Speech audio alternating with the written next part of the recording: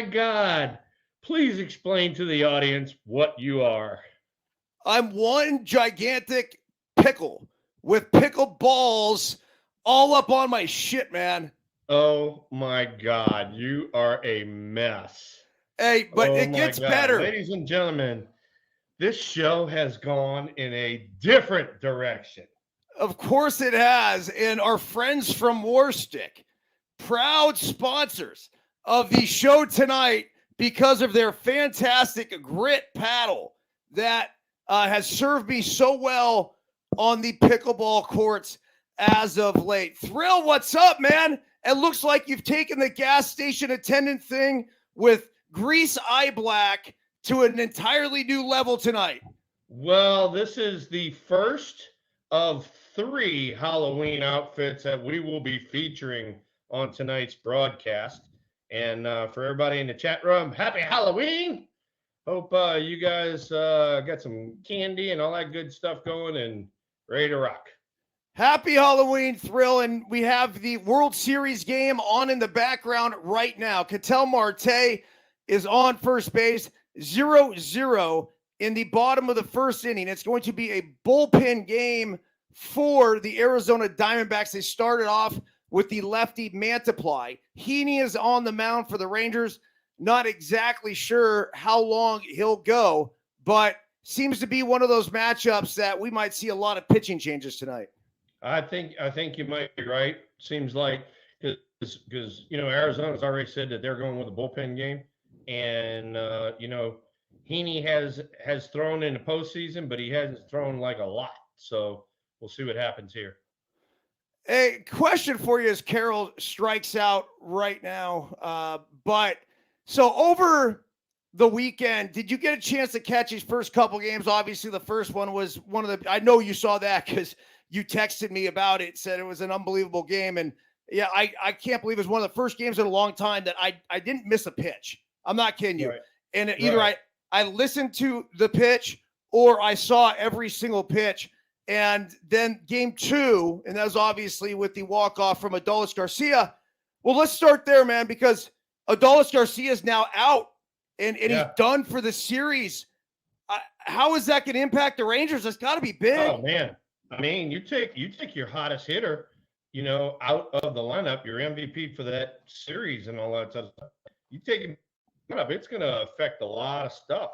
And Corey Seager will get pitched differently now. You got guys that need to step it up, like that guy, first baseman, Nathaniel Lowe. He needs to step it up. Hine, the catcher, needs to step it up. So, you got to deal with injuries over the course of the season, but you don't want to have to deal with them in the World Series. Yeah, the other guy that's out is Max Scherzer, and he's out with some kind of back strain. He 3 scoreless innings last night against his former team. I had an opportunity to play with Max in Arizona, so that must have been a pretty cool experience for him to sort of have his career come full circle as he pitched against the Diamondbacks in the World Series. Yeah, no, he pitched against the Diamondbacks in the World Series. Second inning yesterday, he had to weasel his way out of some traffic. And, hey, look, he made it through 3. He took a ball off the back of his elbow, off his back. Third baseman Young made a nice play. But evidently his back stiffened up. He can't go. Plus, he had something going on with a finger where he had a lot of that crap happening. And so, anyway, so that's how it rolls. So, I was watching the other day. I sent you a video of this. The 1989 World Series Game 4. Dude, yeah. I watched it almost start to finish. And I was taken aback because it's a vague memory to me now. I was sitting in section 62, and oftentimes when you actually go to the game, especially when you're sitting that fucking far away, it's tough to see anything. But I didn't remember how close of a game that you guys made that. You were down 8-0. Yeah. And then came all the way back and made it 8-6 with you and Boogie Bear coming up.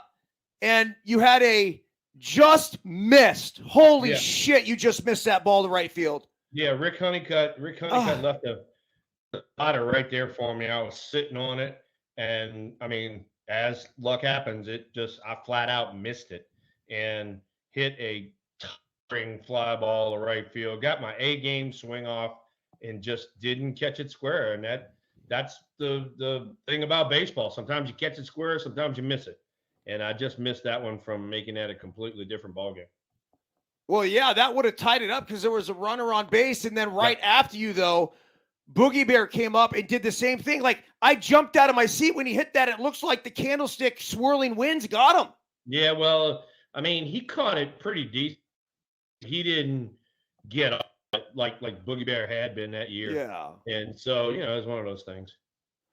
Oh, man. man. Going into this game, it has been a big controversy about this guy that's hitting right here, Christian Walker, with his base running yesterday.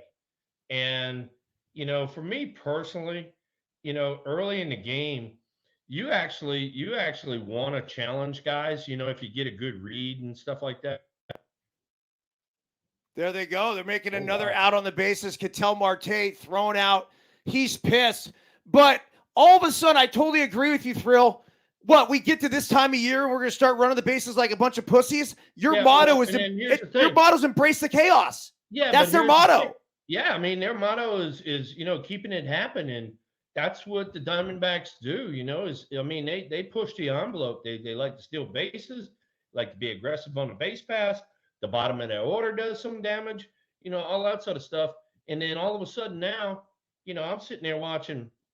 Jeter was doing a pretty good job, but then Big Poppy and A-Rod were kind of ragging on, you know, Walker. And I'm like, first off, Walker, yeah, he ran through a stop sign, but Paris Chico was waving him damn near up until he got to third base. You know, if you're going to hold him up a little quicker than that while he's looking at you.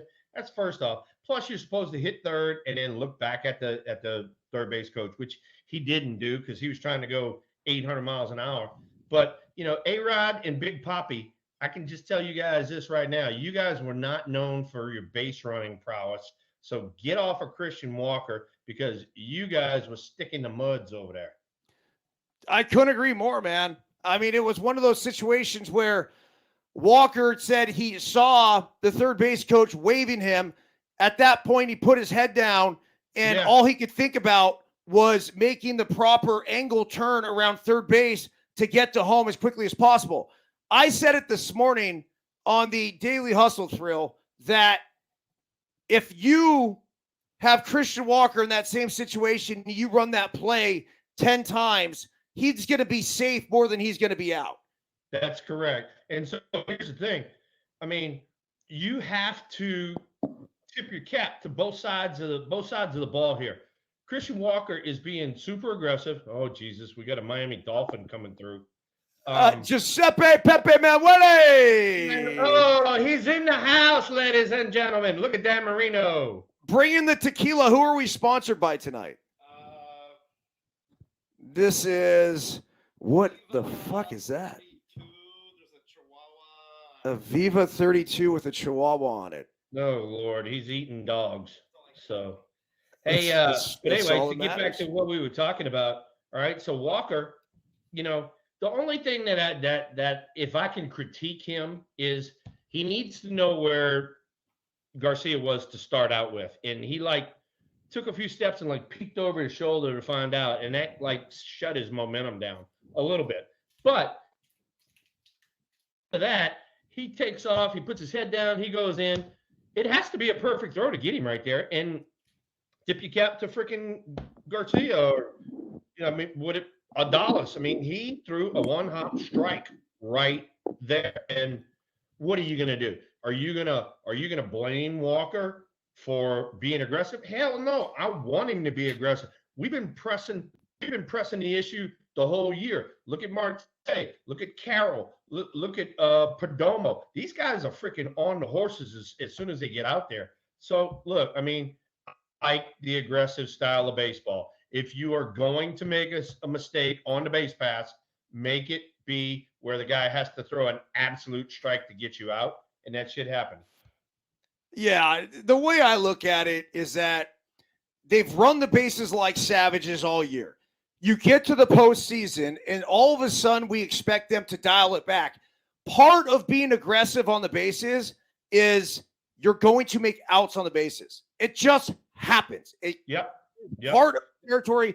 If you want to if you want to get after it like that, mistakes will be made. And then you get to learn from your mistakes, and then you get to try to minimize them going forward. Even Christian Walker said that his hesitation is pretty much the only thing he regrets. Now, that's one out. Okay, when LTP kids get on first base drill, I go outs and outfielders, right? Ron Washington style.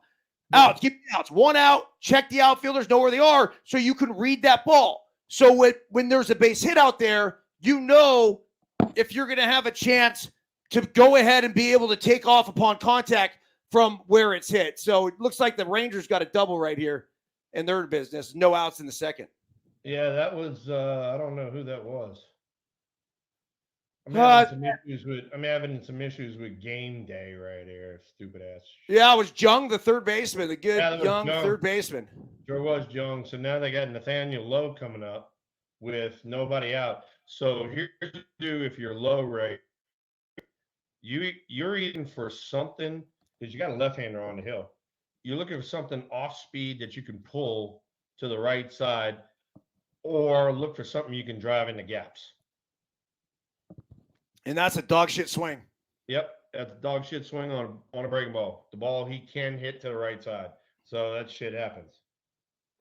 I'm not a man to bag on somebody else's mustache, but I mean, that looks like a fucking caterpillar perched on his lip, man. Like, that is as thin as could be. I mean, this thing's just coming back into style here.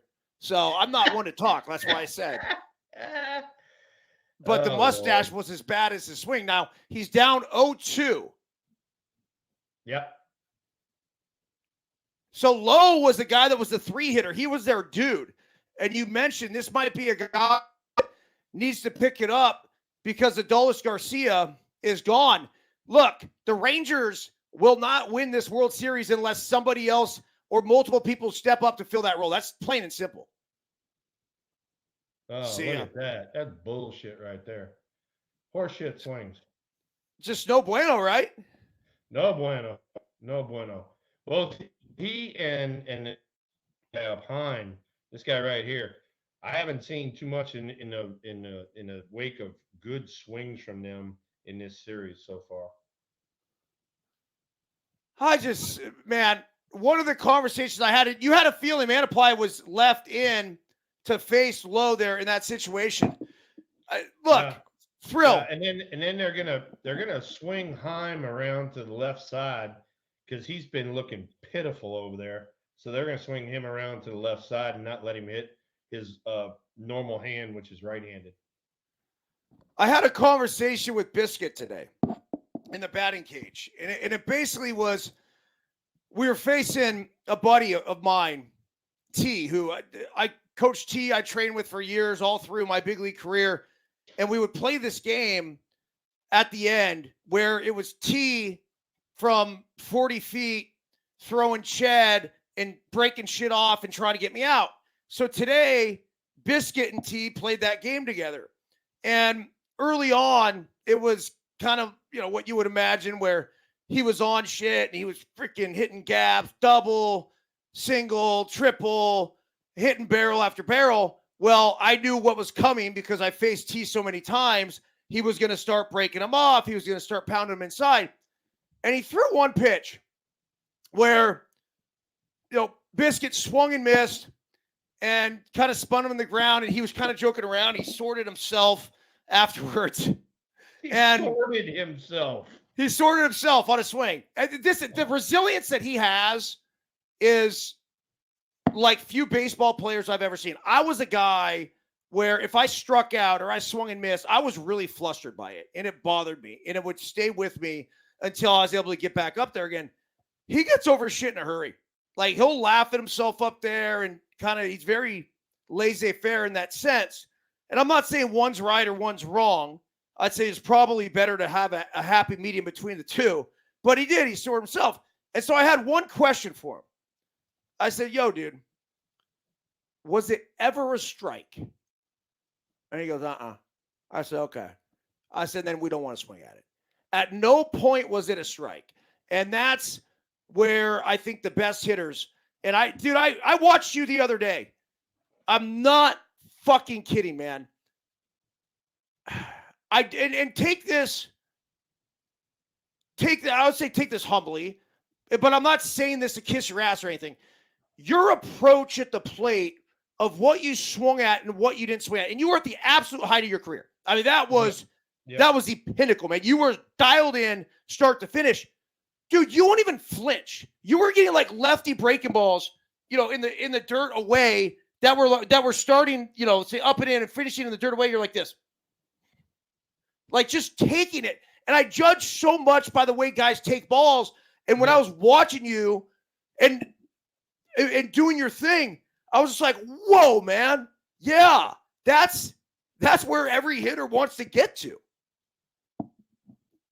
Well, I mean, for me personally, we talked about it before. It's like game plan. I'm sticking with the game plan. Got old Miguel Castro back out there again. He's the guy that gave up Garcia's game winner the other night. Yeah. So now he's got Heim switched around back to the left side, which is where he's been the whole series. Oh, wow.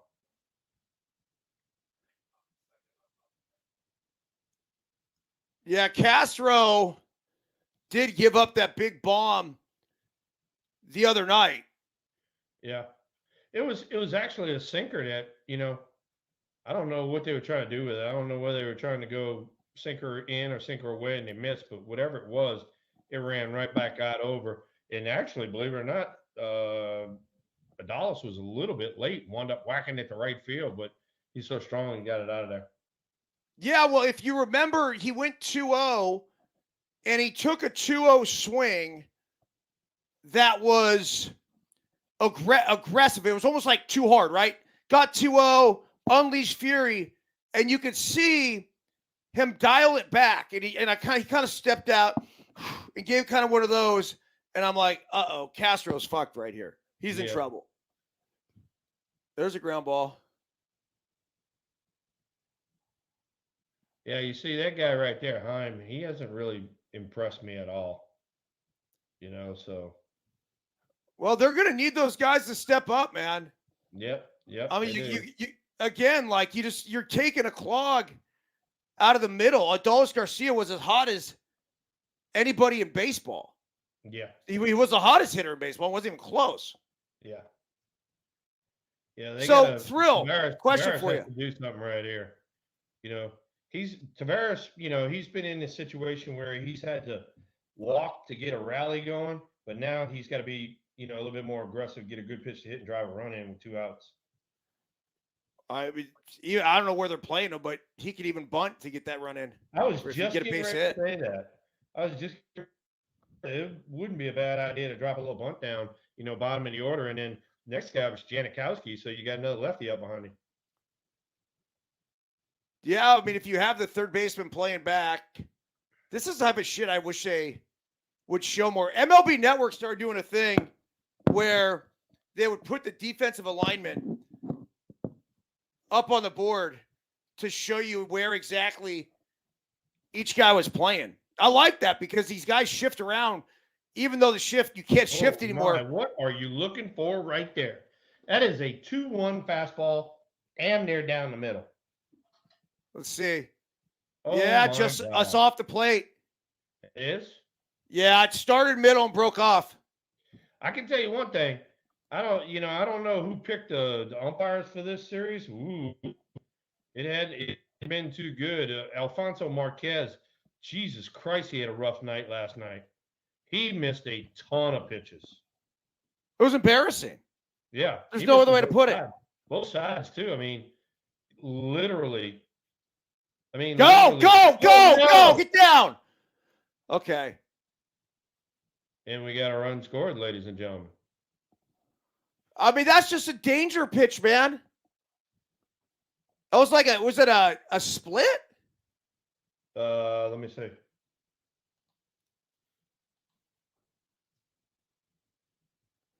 Yeah, you just got to anticipate. It called it, yeah, it called it a changeup, but he throws a split too. Okay. Why do you think the umpire's been so terrible? I don't know. That's a great question. That really is a great question. I mean, just inconsistency. Look, if you're gonna call that pitch a ball, keep calling it a ball all the time. Don't freaking suck it back in.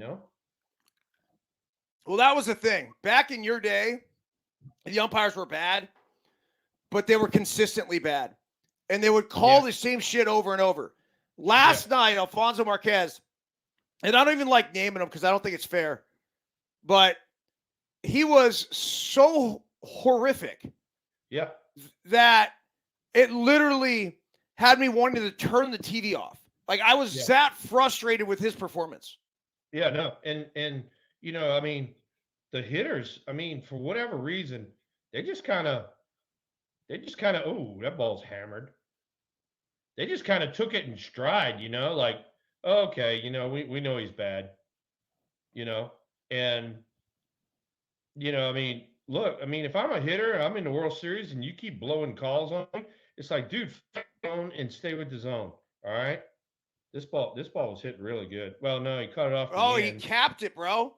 Yeah, he cut it off the end, but he had a good pass at it. You're That was right. a Good real good swing. hit, though. Well, look at Jankowski looks like he should be playing in a rock band in Seattle, not playing for the Texas Rangers.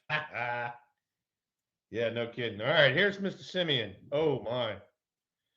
I tell you what, I've been watching this guy the whole offseason. I haven't seen him try to go to right field. He's a freaking dead, wants it middle in and smothers that shit. Yeah, he's definitely pull happy. No Yep. question about it. And then they got Mr. Tight Pants Nelson in the pen, a little lefty. That guy right there, Nelson.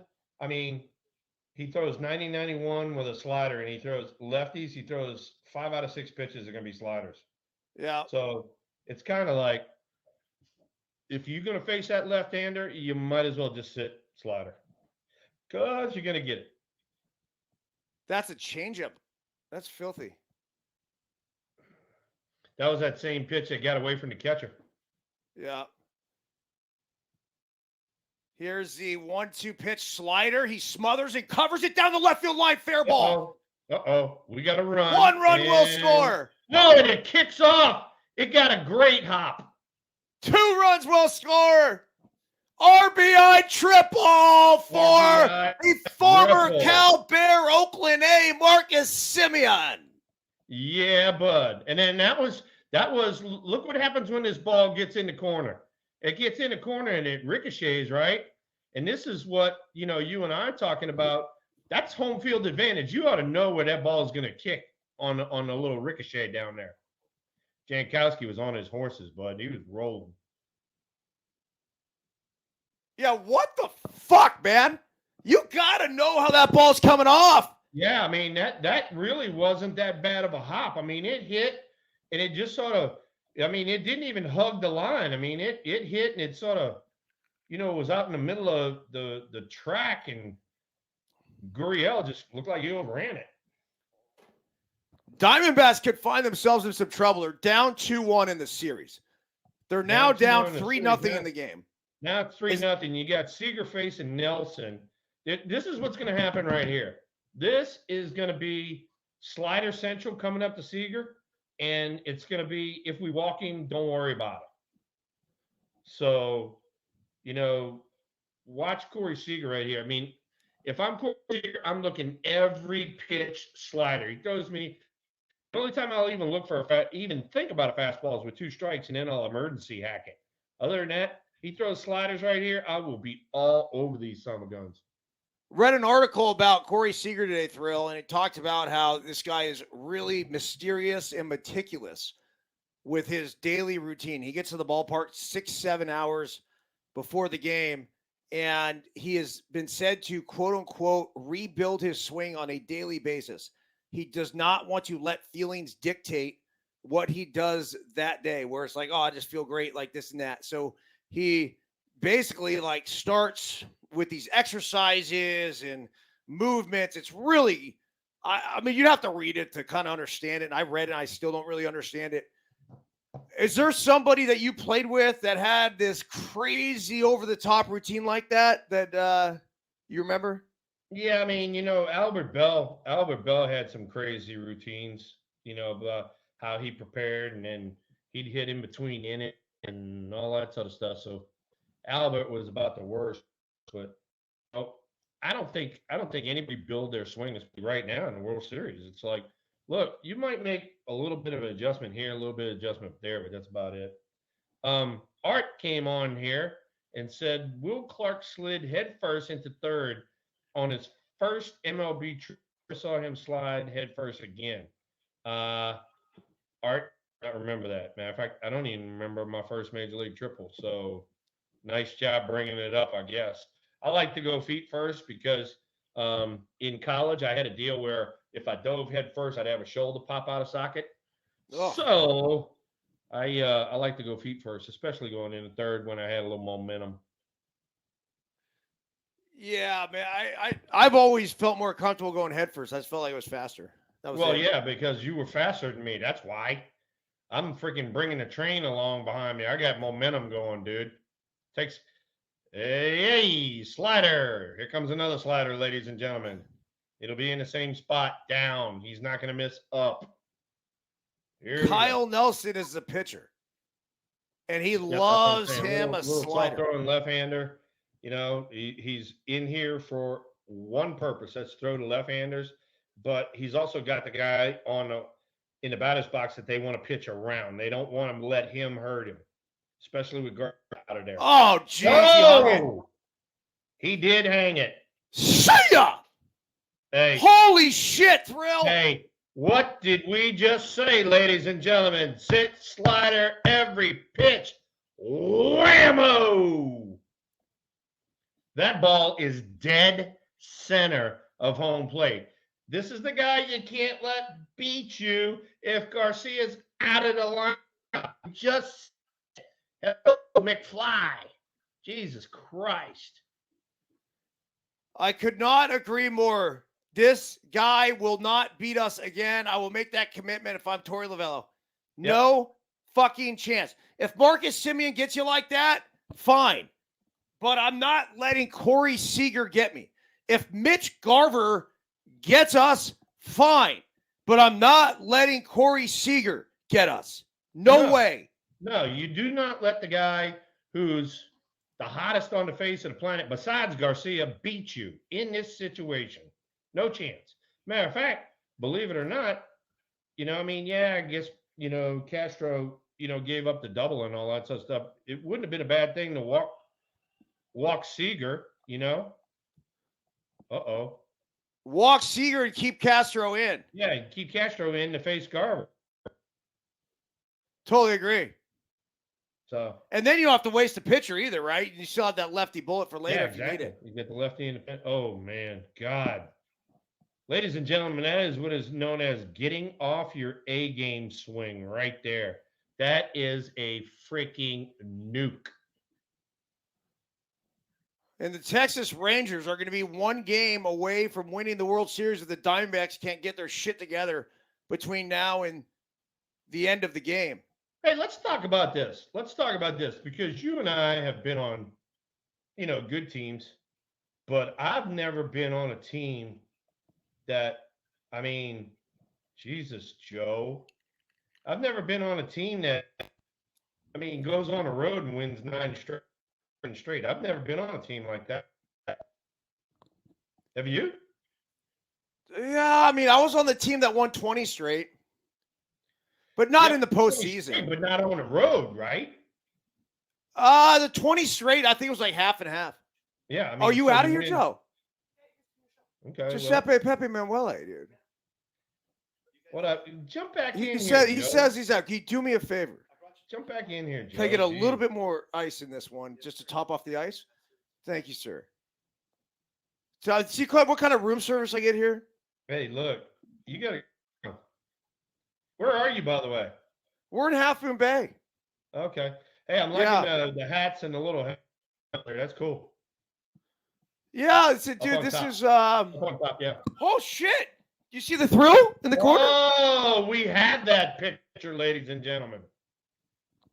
Look at you. How great is that? Yeah, that's a swing Thanks, against the Cubs Okay, I'll see you with there. Joe Girardi behind home plate. I think it is. It is. That's let me see. No, it says BE. Berryhill, Damon Berryhill. Yep. Oh wow. Damon Okay. Berry. Was he catching when you hit the ball off Mitch Williams? No, it was Rick Rona. Okay. Rick Rona. So it wasn't that. So that picture right there, and the reason why, when you pointed to it, like, whoa, is that picture is one of the more popular ones that I sign at autograph signings when I do them.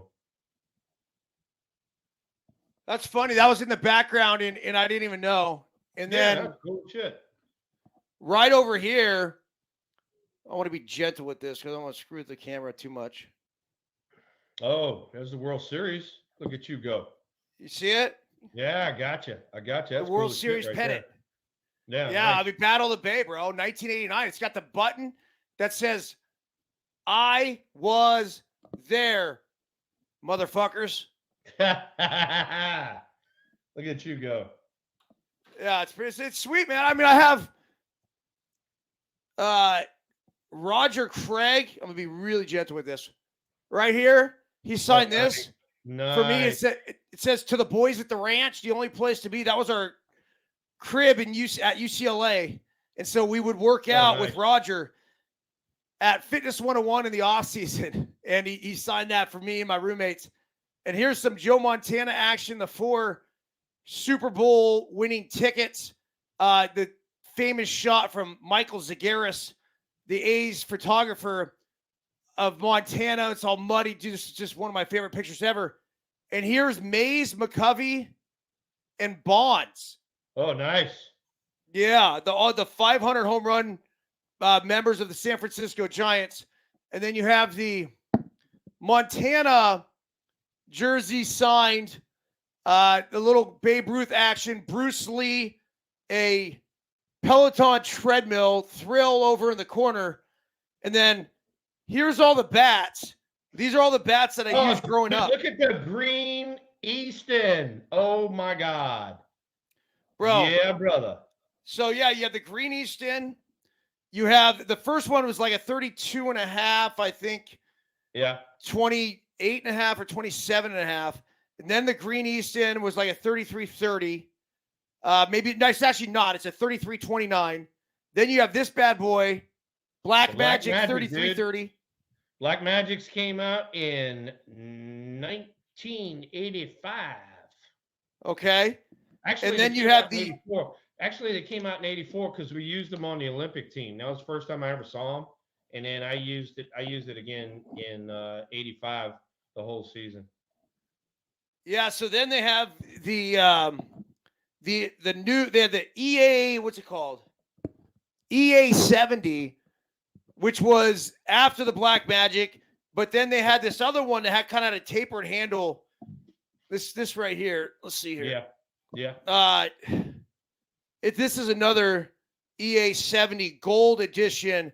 And then the big thing with this, I remember, was a tapered handle. So I stripped it, and then I just did my own tape job back in the day. And then they brought back, when I was in high school, they brought back the Black Magic. It looks a little different, as you can see right there.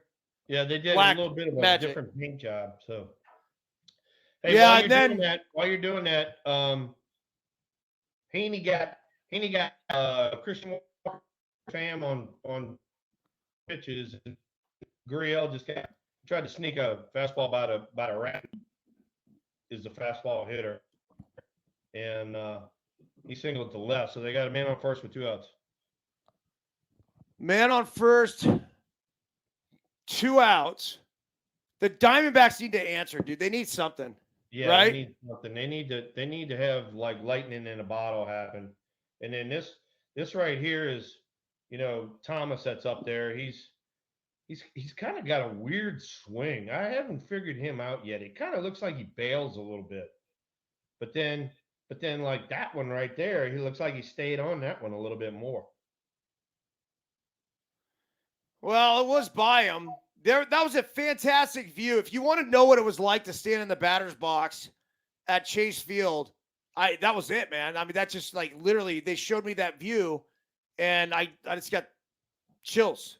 It reminded me of being in the batter's box back at Chase Field.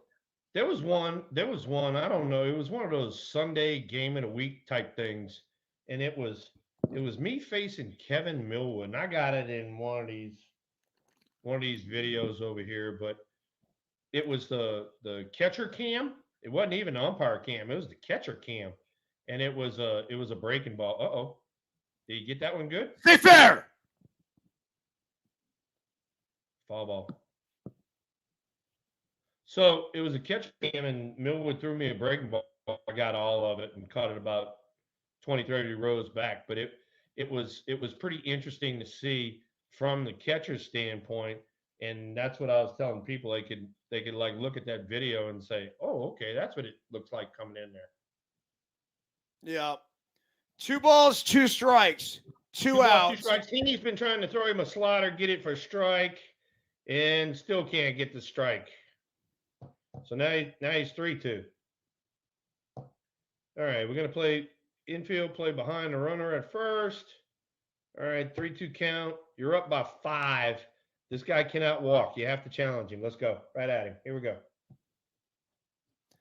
So Alec Thomas, Thrill, is the son of the longtime Chicago White Sox strength and conditioning coach. Oh, really? Yeah. There we go. Yeah, gosh, damn it, man. Right at him? Yeah.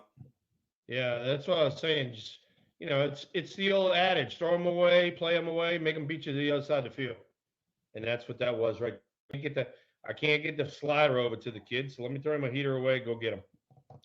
So. All right, dude, let's talk San Francisco Giants. I know you said you had a conversation with Bo Mel. I talked to Bo Mel, and I talked to Bob for about 45 minutes. He was announced. Oh God, what was he announced? He was on Wednesday or Thursday, right up in there, and I had his number, and I texted him and called him, saying, hey, I know you got 1,000 things going on. Just like to say congratulations and talk to you a minute and all that. And so he wound up getting back in touch with me on Sunday morning, and we talked 45 minutes, and we talked about everything. I'm talking about A to Z, coaching staff, players, thought processes, the whole way. And the fans are really going to like what they see with Bob Melvin. If I'm going to set this up, is he and Farhan Zaidi work together. They work together in the Oakland A's organization, so they're very familiar with one another. But, Farhan has kind of admitted to the media, and he's kind of admitted to Bob Melvin that they might have taken analytical stuff just a little too far. And so Bob already told me, he says, look, we're going to do it old school. He said, but we're going to put in some of the analytical stuff. And I kind of figured he was going to do that. So, but it's just the fact that he's going to bring a new attitude. He said, look, and then one of the things he told me that I was like, whoa, was he said, we're going to beat them from the first punch. That means everybody coming out for the national anthem and standing for the national anthem. And I was like this. I'm like, hell yeah, that's what I'm talking about.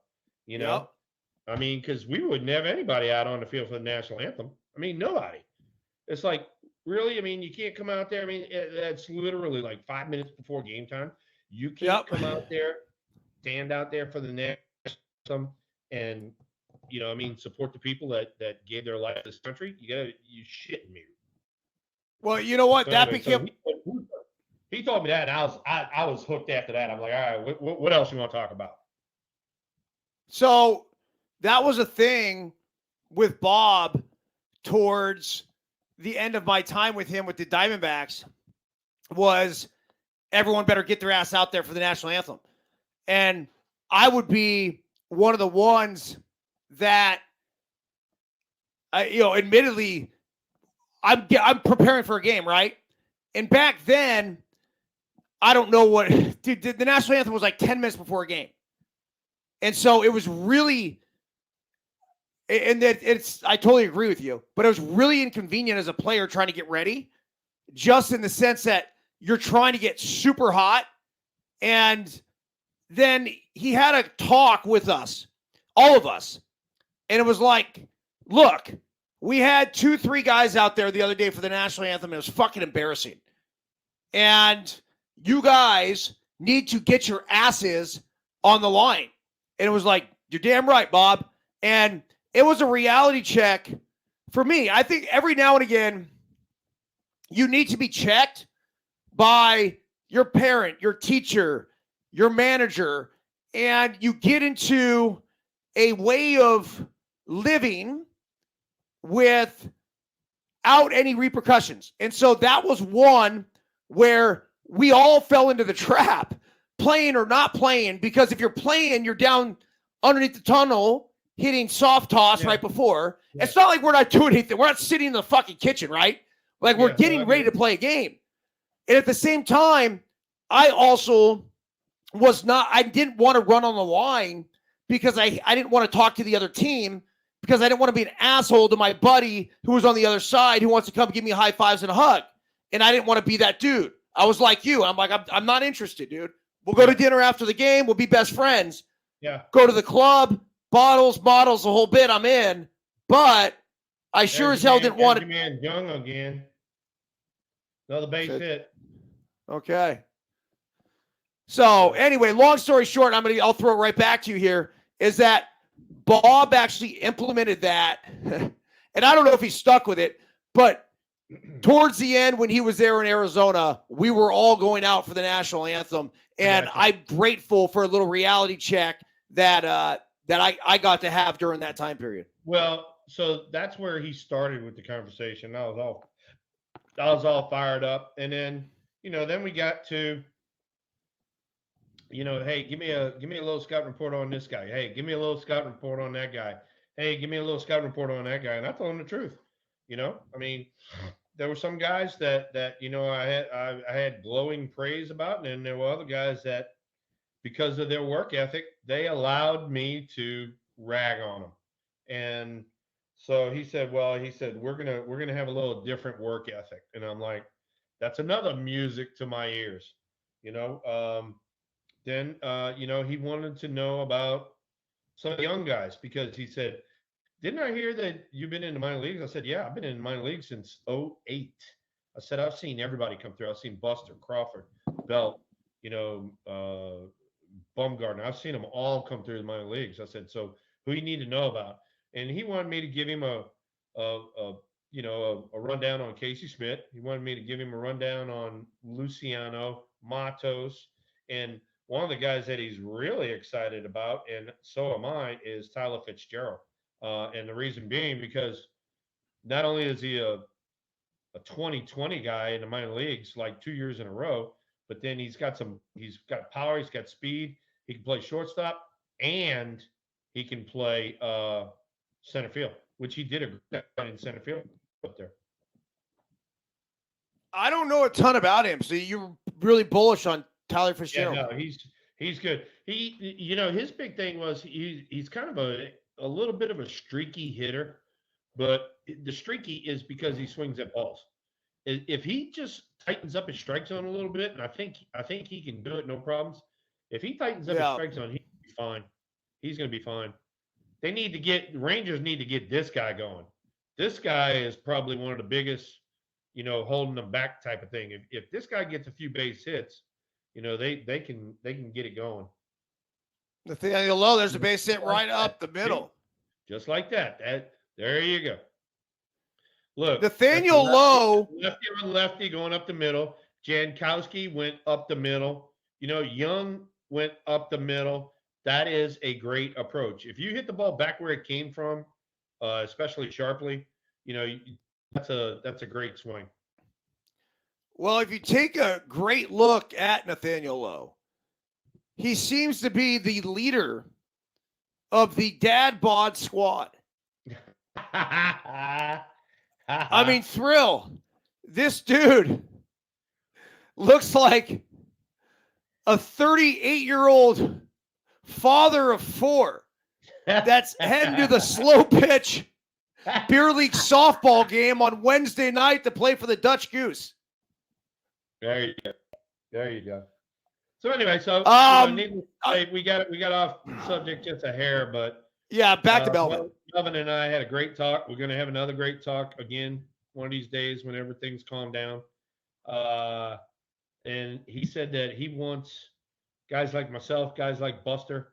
He said he wants him around as much as possible. And so he was even talking about spring training. He was talking about how long can you come to spring training? And I said, let me look at the schedule. I said, after I look at the schedule, I said, I'll let you know. I said, when things die down a little bit. He said, perfect. So you need to be there, dude. Yeah, and I wasn't there last year because I had hip surgery. So I definitely am going to go this year. Okay, so I have a question for you. All right. Did he mention anything about the staff that he'll be hiring, or will he be hiring? He said that they have some guys that have contractual obligations as far as who he wants to bring in. And so he's got to wait a little while, and so that'll evolve. He said there's members of the staff right now that are definitely not coming back. And he said there's members of the staff right now that probably will be retained. He said we ain't going to have 17 coaches. Fuck no. So there you go. Right? Anyway, I mean, so, and I get it. I mean, you got guys that are under contract for, whatever it is, and you can't really talk about them. But I know that, I know he's going to bring his own guys in.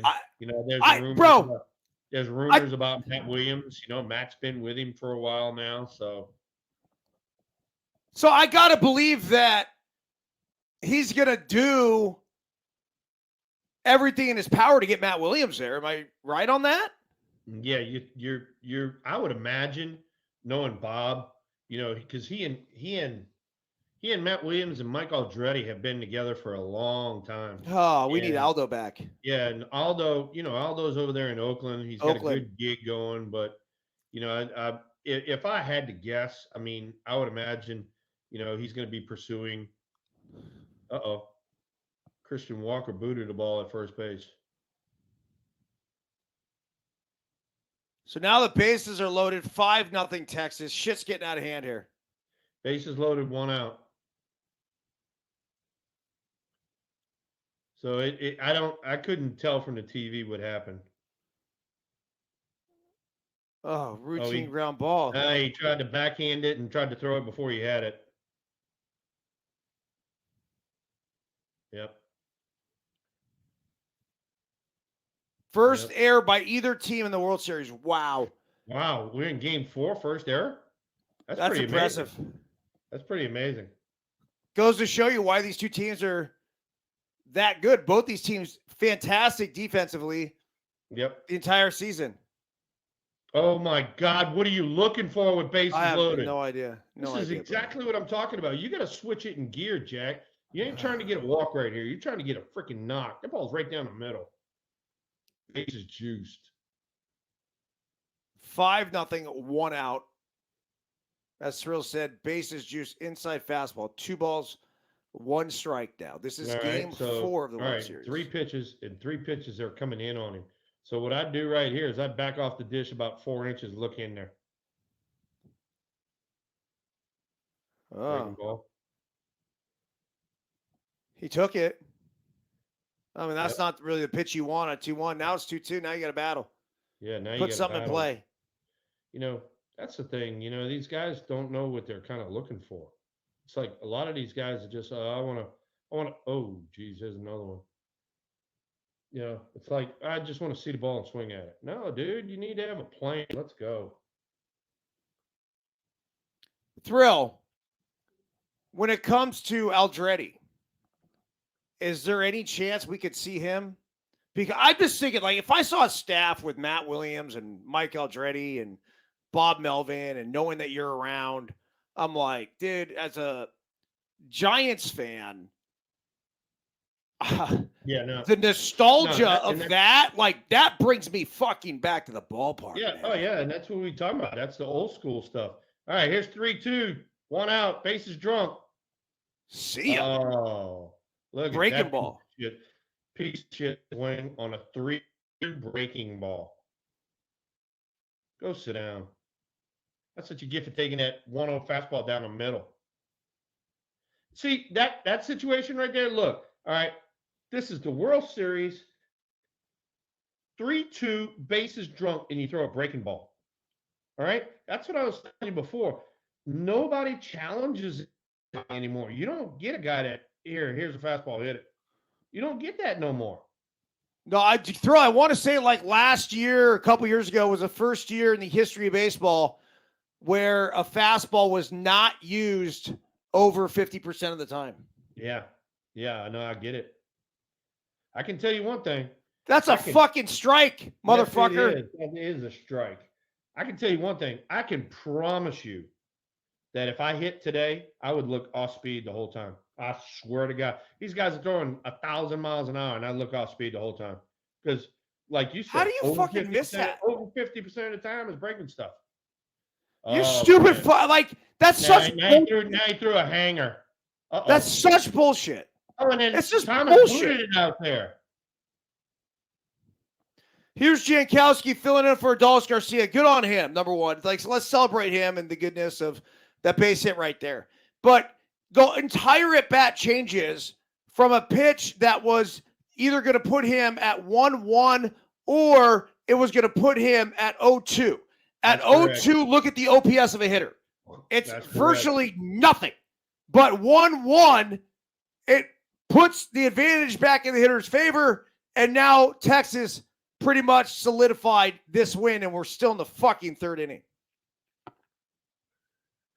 Yeah, no, this gives Heaney a lot more room, and he can be a lot more aggressive in the zone. That's so stupid. That's just dumb, man. It is. Yeah, I get it. Oh, and he got him too. Did he? He get it? Yeah. 10-0. Holy shit. Oh my God. Was that Simeon? Yep. That's his first one. First one. That was the freaking hanger they've been waiting on right there. Get Simeon hot. I don't know what the fuck this is, man. It's got a chihuahua on it, but I need more of this right now. So we'll get you some more of this that. I am. This is really difficult to watch. I'm obviously, look, I like Bruce Bochy. I do. And I love the Texas Rangers story. I like Chris Young playing for the Diamondbacks and having a lot of roots there. I always root for the story. No, I'm also rooting for a good game here. I expected you to you know, oh, that was a miss. I expected you to, pull for the Diamondbacks, having played for them. I am. Yeah, without a shadow of a doubt. But here's the thing. I mean, look at these ball games. I mean, you got a nail biter first game, a blowout second game. You got a nail biter third game, and this is working on a blowout in game 4. I feel bad for the fans in Arizona right now. Like, they've been trying to get excited about something. Last night was a 3-1 victory for the Texas Rangers. Tonight it's 10-0. The question is how many. The third inning. This is just a smackdown. They're fighting for their lives tomorrow. Yeah. Let's see what he throws. Seager with 2 strikes. Heat her up. And of course they get him. Dude, this goes back. And this is why every little decision matters. But it goes back to their decision to pitch to Kyle Seager last time. Yeah. And he hit the homer. And it seems like it's been all downhill from there. Since then, yeah. And then believe it or not, Texas is pulling a reversal on Arizona. Their bottom of the order is doing some damage tonight. Well, you and I have had this conversation 9,000 times. It's the bottom of the order that ultimately determines how good of a team you're going to fucking be. Because everybody's got the dudes in the middle. And for all of the youth travel ball teams that I've put together, and I'm talking on a weekend by weekend basis, the only time we're ever worth a shit is when I know if I had to, I could flip the lineup on its head and nobody's going to say a word to me. Does that make sense? Yeah, no, I'm going to know. I know that the top of the order is better, but no one's going to say a word if I flipped it on their head because the margin is that minimal. Yep. All right, so we've been on the show for about 40 minutes now, maybe 30 minutes, somewhere in there. All right, I told you I was going to be a tale of 3 Halloween people. So we had the no filter garage guy. All right. Yeah. Numero uno. So here comes costume number 2, ladies and gentlemen. All right. So let me break this one out on you. Can't wait to see it. All right. So yeah, we're almost an hour in too. We have my co-host is a pickle with a lot of balls because he plays pickleball. And as I think Linda said, you got a lot of balls. So there you go. So because in honor of my co-host, I am Eric Byrnes, ladies and gentlemen. Yes. Oh, yeah. Now watch this. We got a story behind it, all right? So now look, I got the shirt open, showing my chest, the whole work. As you should. Hat on backwards, gamer on. All right, look, I did not have coaching shorts to show my ball sack, but I did have some tighty. So there you go. There's your tighties for you. So I am Eric Byrnes. That is so fucking fantastic, man. And look, I understand that your ball sack's not hanging out of the shorts, but it was enough for you to get up there and say, hey, man, check out the moose knuckle. There you go. How about it? I pulled it in for you, baby. Big time. That's so good, dude. It really is. All you ladies in the audience, ta-da! There's an Eric Byrnes for you. So how about Halloween in your area, Thrill? Are you going to have some trick-or-treaters tonight? All right, so my neighborhood is a lot more older people without kids, and so we don't have a lot of trick-or-treaters here. And besides that, I'm behind a gated community anyway. But my brother lives in a neighborhood where it's just solid kids. And so we normally go over there, every Halloween, but we've been doing it a few years in a row, and we were going to do the podcast tonight. So I'm like, hell, I'll stay home and hang out with the Byrnesy man and have some fun. So your brother, Scott, does he live close by? Yeah, he lives about 3-4 miles away, not too far. So, oh, and by the way, ladies and gentlemen, that is outfit number 2. We still have one more left that we're going to surprise you with. All right. Well, we're going to have to reveal that in about 10 minutes from now because I got to meet Joe by 6:30, which is my time. What you Joe for? Well, I mean, they got a taco truck over at Elisa's house, and that's where the party is, dude.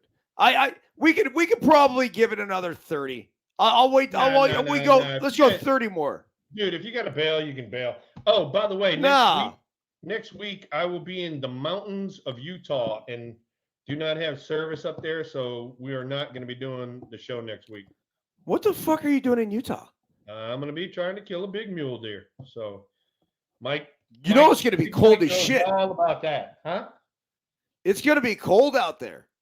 Yeah, matter of fact, I looked at it today. Like highs were in the 40s and lows were like 19. Yeah, bro. I trust me. I live in this shit right now. Yeah, Utah. They'll get the same weather we get. It is the seasons are turning, man. There you go.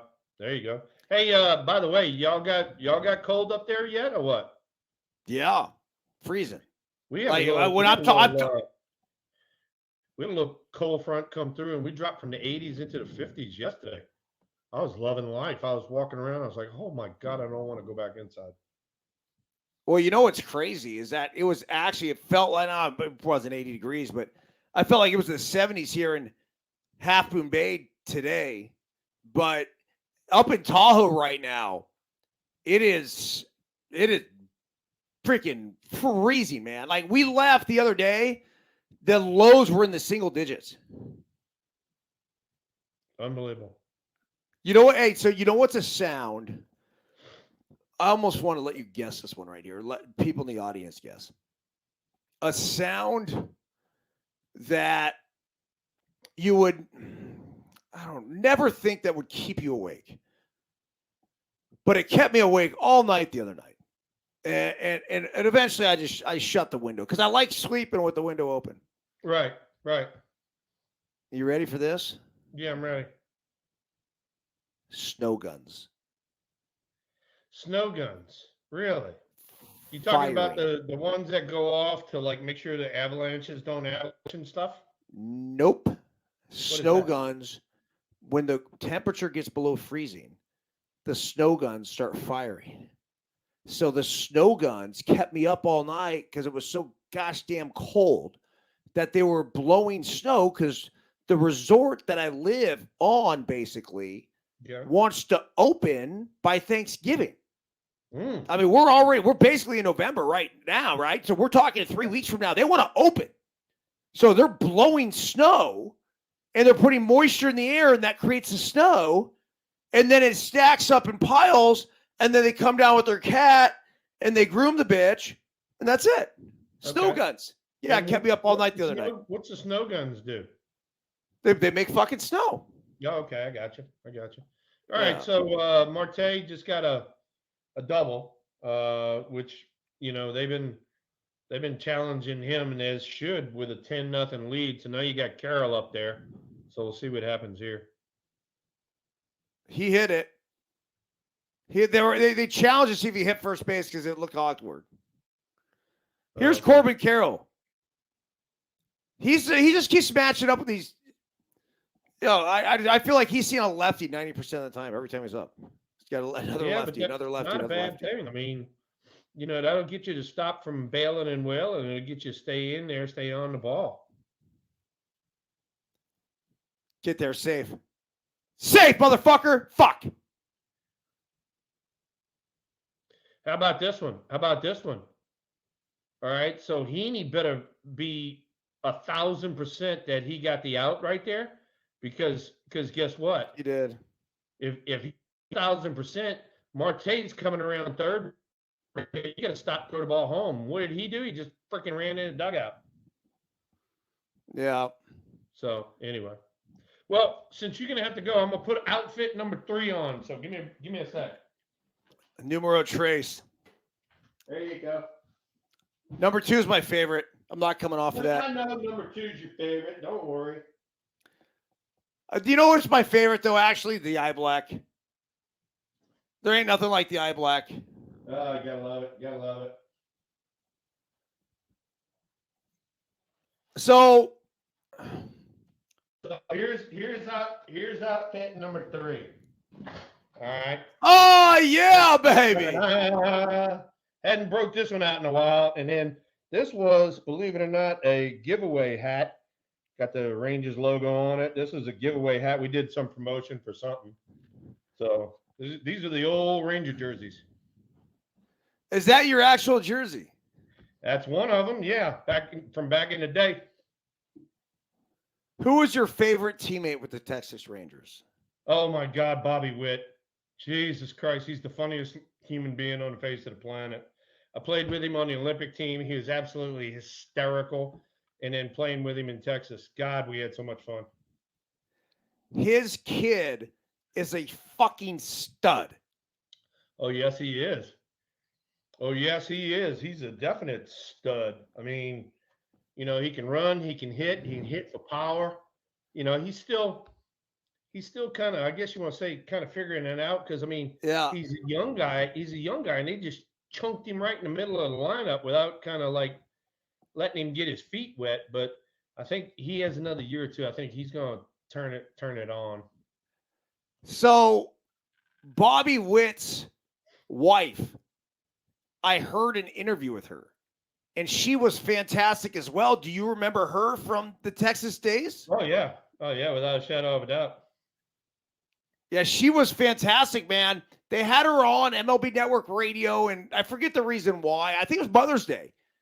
But she was talking about raising Bobby and Bobby Jr., that is, and she was talking about her husband. And it's so cool to see. And I want to be really transparent here and say that it's no accident a lot of times when you see these big leaguers' kids end up where they are.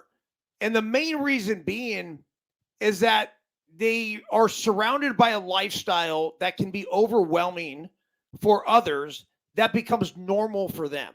And when it becomes normal for them, they act normal and they play normal, which optimizes their results. Does that make sense? Is that right? That totally makes sense. I get it. Okay. So, yeah, but when I showed up in '94 with the Rangers, they had the blue color scheme, which is the one that they're featuring, right now. And I don't know, we finished below 500, but we finished in first place in our division when the strike came along. And so, the ownership group came to me and said, should we do anything about the jerseys? I said, we're blue and red. I said, why don't we go to a little bit more red? I said, because, you got teams like the Cardinals that have freaking been, winning like crazy. So back in '95, and we had kind of these jerseys instead of the blue. And, 3 out of the next 4 years, we win a division. So I don't know. You can be superstitious however you want or whatever, but that was just my take on it. My favorite are the Rangers baby blues that resemble the Cardinals baby blues as well. Wow, I got some of those baby blue like giveaways. So if you want, I'll wear one on the tube one of these days. Oh yeah, 100%, dude. Okay, so Thrill, I got to ask you. I mean, we're obviously looking at Diamondbacks' defeat here at this point. The chances of them winning this are 0 to none. You're down 3-1 in the series, and you guys were down 3-0 in the series. Yeah.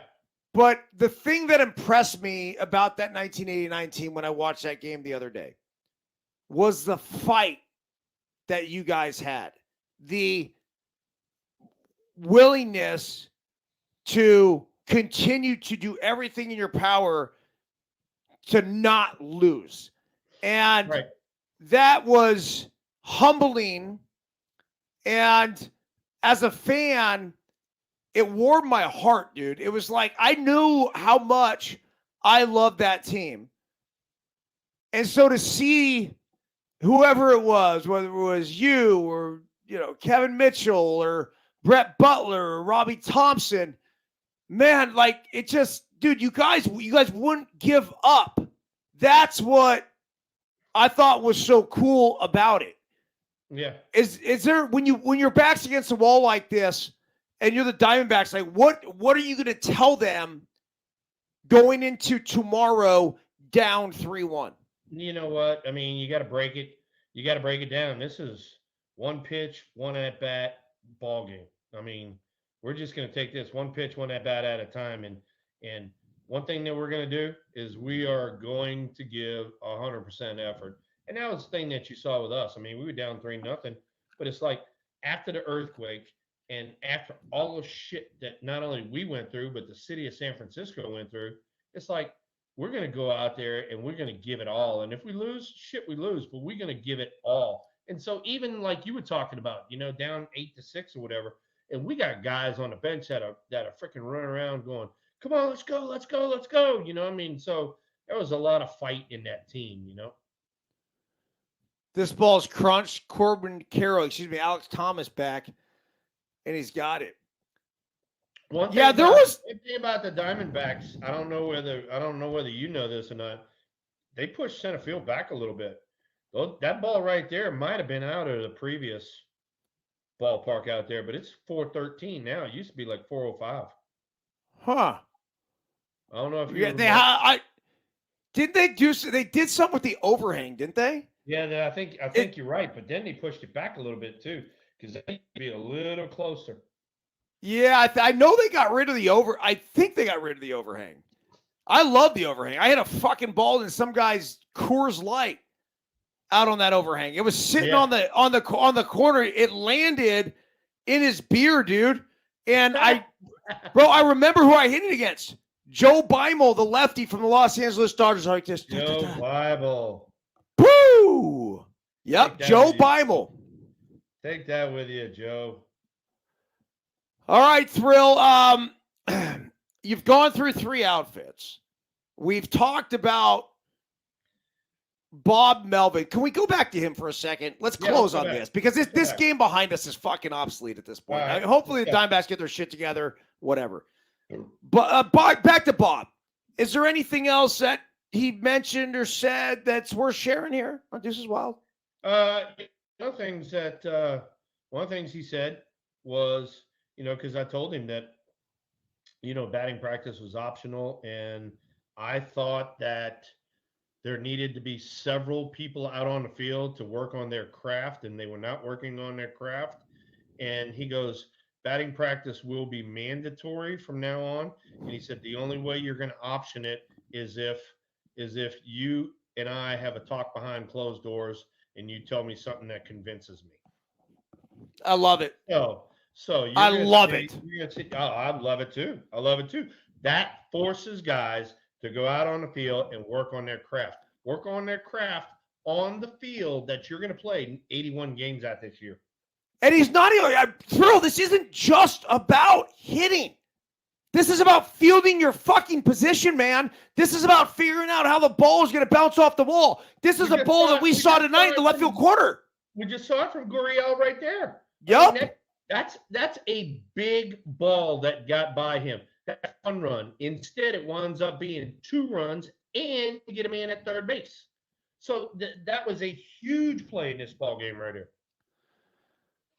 I love the fact that Farhan was willing to admit that they potentially went a little overboard with the analytics. I agree. It takes some, looking in the mirror and dissecting what went wrong and all that. But then, I really appreciate people that look in the mirror and say, hey, look, I screwed up and, we're going to do it a little different next time. And hopefully this shit works, and I appreciate that from a ball player standpoint, because there were so many times that I sat there and looked in the mirror and I go, you just fucked that all up. You really cost us the ball game right there. And you better not do that tomorrow night, that kind of thing. I got to look in the mirror every day. I'm not immune to it. I have to look at the mirror and be like, okay, what did I do right today? What did I do wrong today? How can I get better? How can I improve, whether it's this show or anything else having to do with No Filter Network, or as a youth baseball coach, as a father, as a husband? I'm constantly having to ask myself these questions. Where and how can I get better? Well, if you're willing to do that, then you're going to improve. And that's what I love about Farhan. One of the things that got lost in the shuffle a little bit, Thrill, is they signed Farhan to an extension just as they hired Bob Melvin. So Farhan will be part of the Giants organization going forward for the next 2-3 years. No, I mean, at any point they could relieve him of his duties, but he also seems to be somebody who is willing to adapt and adjust, and Diamondbacks looks like they're going to get on the board right here. Yeah. No, they're going to stop him. We walked a guy up by 10. You walk the leadoff guy, and then the 4-hole gets a double on a cripple pitch. So this is my message to the Diamondbacks right now when they come in the dugout. And I don't even know, because I don't remember this ever really happening. Very few times in the big leagues in a dugout in the middle of a game, where it happens all the time in a youth game. But I'm pulling the kids together and I'm saying, look, We're getting our ass kicked. This is bottom barrel. We have nothing to lose. Go out there at the very least. Let's dig deep into their pen and make them use some dudes. Yeah. And so we can wear those guys out, or we can be prepared for them when we have to see them down the road. Make sense? Right. Correct. Go out there, do everything you can to continue to fight to the last fucking pitch. Yeah, that's Done. right. And here's the thing, you and I talked about this. We talked about this over the course of the year. You know, you keep exposing your bullpen. You eliminate the element of surprise. You know, if you keep shoving those guys out there, I already know what they got. Plus, on top of that, if I don't know what he's got, I can watch him 45 times on TV because that's how many times he got used this year. Thrill, before we go, I have something for you, man. And it's glorious. It's beautiful. Oh, and by the way, ladies and gentlemen, just letting you know that because of our fearless leader right here, Eric Byrnes, I will be in a Savannah Bananas jersey. So I'll add that one to my repertoire in March, right here in Baton Rouge, Louisiana. I'm there. It's the only Savannah Banana thing that I'm going to commit to next year. They're going to big league stadiums. They're doing all kinds of shit. Eat dinner, all that shit. Done, bro. It's done. I cannot wait. It is, and it's the only time you got to tell Melvin that you're not going to be in spring training. That's it. I'll go early and late, and I'll just miss that one.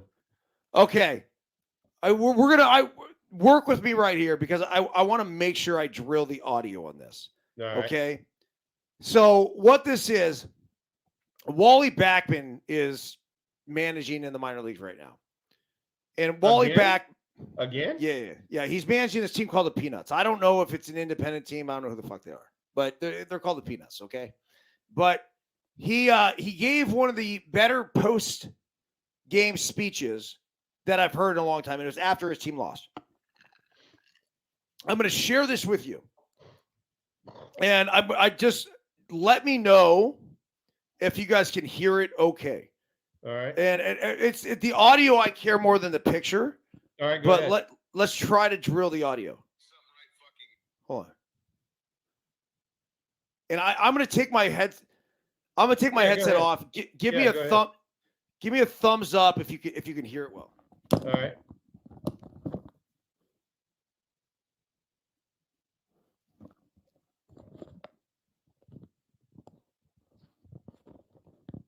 All right, here's the picture, and hopefully, it'll adjust and adapt, whatever. Here's the audio that goes with it. Guys, something right fucking now. It's not easy to be a fucking champion, all right? It's the hardest fucking thing there is to do. The only way you can be a fucking champion is if you work your fucking ass off. I had two motherfuckers in game one in a starting lineup. Two guys that took fucking batting practice, and that's it. You're playing a fucking team that's going to fucking kick the shit out of you if you don't work. Two fucking guys. Are you guys that fucking good? You're not. I'll tell you that right the fuck now. You're not that fucking good. If you don't work for it, you can't get it. I'm sick and fucking tired of it. You guys will fucking, everybody will be here tomorrow at 1 o'clock for batting practice. You'll fucking hit. Pitchers, Jesus fucking Christ. 1-0, 2-0, 2-1, 3 fucking 1. You got the fucking hitters at fastball counts all day long. Fucking wise up. Don't be fucking scared. Because it looks like you're a bunch of cunts out there the way you're throwing. It's bullshit. Fucking team effort. Do it. I love it. Fucking team. Pick each other up. For God's sakes, not to take fucking batting practice against the fucking team you're going to have to play in the championships. Well, they've got the fucking momentum. If you work for it, you can beat them. But you got to work for it. If you don't work, you're throwing the whole fucking year away. The last fucking week, two of the guys that fucking hit, fucking 39-year-old Desi Wilson, played in the fucking big leagues. You other motherfuckers haven't played in the big leagues. He's 30 fucking 9 and he's working still. Kick it in the fucking ass. Buddy, go ahead and say what the fuck you... And guess how what? good is that? I know Desi Wilson from the Giants organization. I had him into my leagues, so I know Desi. But man, Wally Backman, he's hard nosed. He's gritty. He was a member of that freaking, New York Mets team that won it, and that's where he learned that freaking work ethic right there. Bro, I couldn't stop watching that this morning. I haven't posted it yet. And I screen recorded it. I tried to remix it, and I wanted to, just do something with it, whatever. But it like melts my heart. It brought me chills. It almost brought like tears to my eyes. I just felt like it's gone, like it's dead. Like the guys don't coach like that anymore. And no, you're right. You're right. I'd have loved to see. Oh God. Fuck. That was legitimately a 2-0 swing right there. Oh. Wow. Oh. Wow. Oof, that wasn't good. So anyway, but yeah, I mean, that was the kind of freaking tough love we had. I mean, Nora even said it in the chat room. I mean, we had tough love like that. And that's how not only your coaching staff talk to you, that's how the freaking other players talk to you if you freaking Cadillac it and shit like that. So, I mean, for me personally, that kind of talk right there is exactly what the San Francisco Giants need right now. And I've already told you, I told Bob Melvin this the other day when I was on the phone with him. I said, look, going out there and wearing San Francisco Giants on your chest, I go, that's a big deal. There's a lot of history involved in this organization.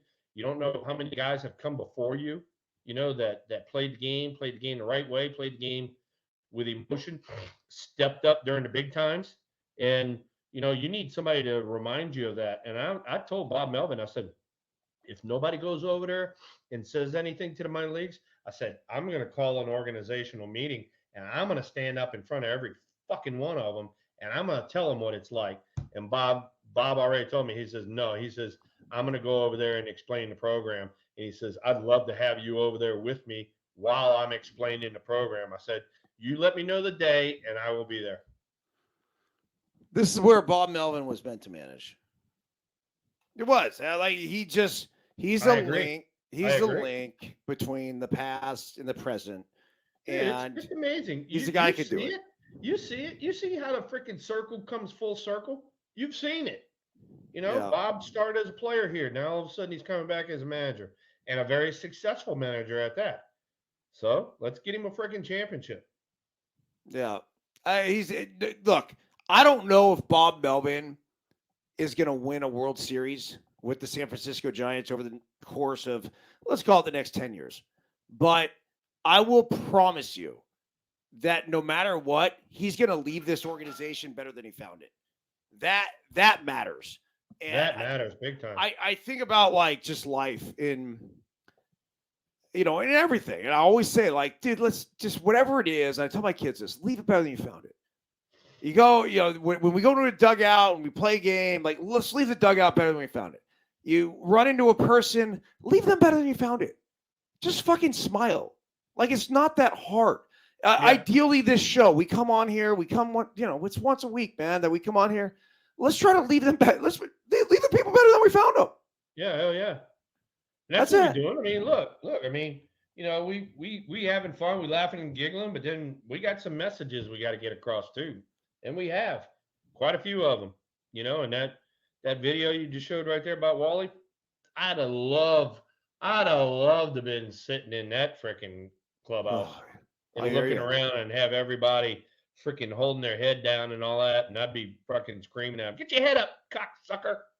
Pay attention. You can cry in your cereal later on. So last thing before I go drink more tequila with Giuseppe Pepe Manuele. Okay. When I watched you the other day get into the batter's box, you did this. Always did it. Oh man, dude. So then I went back and I thought about what I did, and what I did, bro. I did it my whole career. Yeah, there you go. Because of you. Well, thank you. That is very nice of you. And do you know why I did that? I don't, but I know why I did it, because I would think to myself that I'm wiping the slate clean. Like, here we go. This is my box. That was somebody else's box. Now it's mine, motherfucker. Why did you do? Why did you do it? Clean. You're wiping the slate clean, and what I'm doing is I'm smoothing out the dirt from where I stood in the box before, and I don't want him to know where I was standing. Oh. When I got in the box, I didn't want him to know if I was cutting the plate short or backing off the dish. I didn't want him to know that. So I covered up where I was standing. Interesting.